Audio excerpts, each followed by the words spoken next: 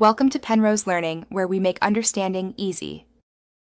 You start by confirming you have Roblox Studio, developer access, and the account tied to the experience. Open Studio and load the place you will edit. Make sure autosave is off briefly to control changes.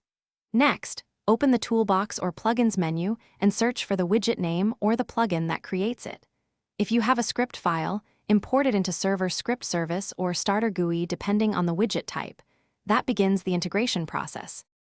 Once the files are in place, you configure the widget's UI elements and behavior. You'll edit properties like anchor point, size, and visible. Make sure default visibility matches your use case. Then connect any scripts to remote events or bindable events so client and server communicate. This avoids replication issues. If the widget requires assets or APIs, register keys or place ID in module scripts. Finally, test locally in Play Solo to verify visuals, event firing, and that permissions are correct.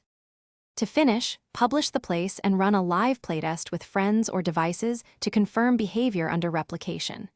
You should watch the output window for runtime errors and verify remote event payloads match expected formats.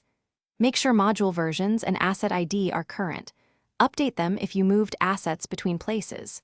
If something breaks, clear local caches, restart Studio, and rejoin the session. That often resolves stale assets or cached widget states and gets you back on track.